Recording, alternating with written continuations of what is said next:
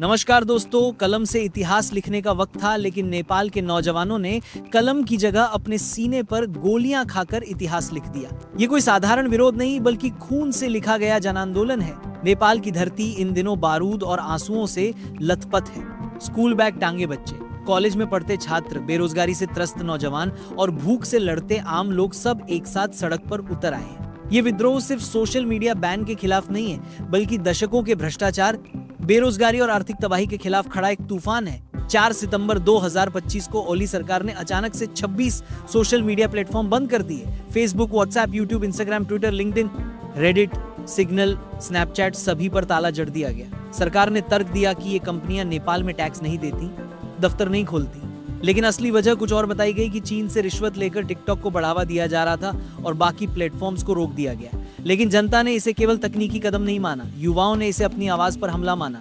Social media उनके लिए मनोरंजन नहीं, बल्कि सवाल पूछने और भ्रष्टाचार उजागर करने का मंच था। और जब यही छीना गया तो गुस्सा ज्वालामुखी बन गया। शुरुआत शांतिपूर्ण थी। छात्र किताब और पोस्टर लेकर निकले थे। बैनर पर लिखा था, करप्शन बंद करो, हमारी आवाज मत दबाओ।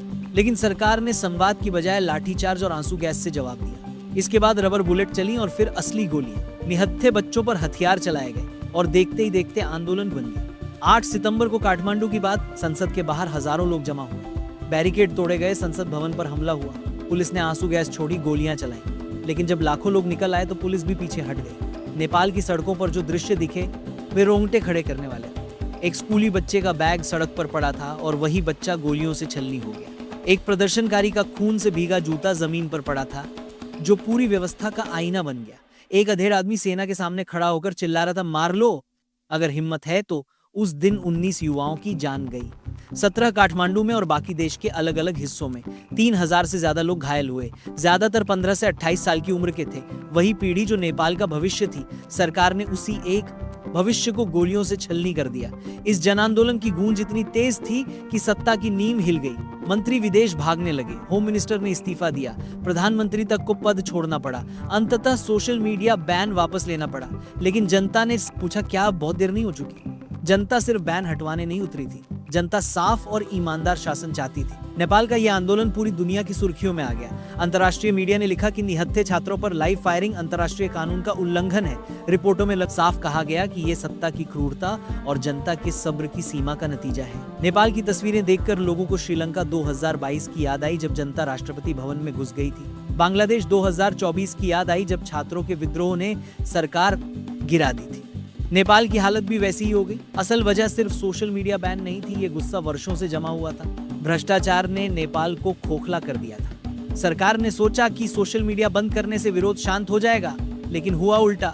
इससे नौजवान और ज्यादा आग बबूला हो गए। छोटे व्यापारी जो ऑनलाइन दुकानें चला रहे थे, उनकी रोजी रोटी छिन गई। नेपाल की अर्थव्यवस्था जो टूरिज्म और रेमिटेंस पर टिकी थी, उसे झटका लगा। पर्यटक भागने लगे, बिजनेस ठप होने लगे, अरबों का नुकसान हुआ। कर्फ्यू लगाया गया, इंटरनेट बंद कर दिया गया, आर्मी उतार दी गई, लेकिन जनता नहीं रुकी। हर जगह लोग सड़कों पर उतरे। आर्म्ड व्हीकल्स के आगे बच्चे लेट गए। संसद भवन में आग लगाई गई। लोग चिल्ला रहे थे, जब लाखों लोग आएंगे तो कितनों को मारोगे? ये भीड़ सिर्फ भीड़ नहीं थी, ये हिमालय थी जो सत्ता को जड़ से हिला रही थी। घायल बच्चों के वीडियो दुनिया भर में वायरल हुए। एक युवक जिसका माथा फटा हुआ था, पट्टी बंधी थी, फिर भी हाथ में माइक लेकर चिल्लाता रहा, हम डरते नहीं हैं, बिकते नहीं हैं, हम तुम्हें उखाड़ फेंकेंगे। ये सिर्फ नारा नहीं था, ये 347 घायल युवाओं का खून बोल रहा था। आज नेपाल की जनता सरकार से पूछ रही है, क्या सिर्फ बैन हटाना काफी है? क्या मरे हुए बच्चों की जिम्मेदारी कोई लेगा?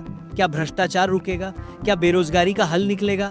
नेपाल के युवा कह रहे हैं कि अब सिर्फ सोशल मीडिया नहीं चाहिए, बल्कि पारदर्शी और ईमानदार शासन चाहिए। दुनिया की निगाहें नेपाल पर टिकी हैं। यह आंदोलन साबित कर चुका है कि जब जनता जागती है तो सबसे ताकतवर सत्ता भी टिक नहीं पाती। नेपाल का यह आंदोलन सिर्फ एक घटना नहीं, बल्कि इतिहास का नया अध्याय है। ये बताता है कि जिस ओर जवानी चलती है, उसी ओर जमाना चलता है। और नेपाल की जवानी ने यह अध्याय अपने खून से लिखा है। अब सवाल यह है कि नेपाल स्थिरता की ओर जाएगा या फिर एक और क्रांति की ओर। लेकिन एक बात तय है, नेपाल की नई पीढ़ी अब खामोश नहीं बैठेगी। यह आंदोलन सिर्फ सोशल मीडिया बैन का विरोध नहीं, बल्कि भ्रष्टाचार, अन्याय और लोकतंत्र की हत्या के खिलाफ उठी जन क्रांति है। आज काठमांडू की गलियां, पोखरा की सड़कें, बुटवल के चौराहे और नेपाल का हर कोना ये गवाही दे रहा है कि नौजवान जाग चुका है, सत्ता गिर चुकी है। अब नया भविष्य लिखने की जिम्मेदारी उन्हीं नौजवानों की है। तो तो दोस्तों, आप नेपाल के इस खूनी हालात पर क्या कहेंगे? कमेंट करके प्रतिक्रिया जरूर दे। जय हिंद, जय भारत।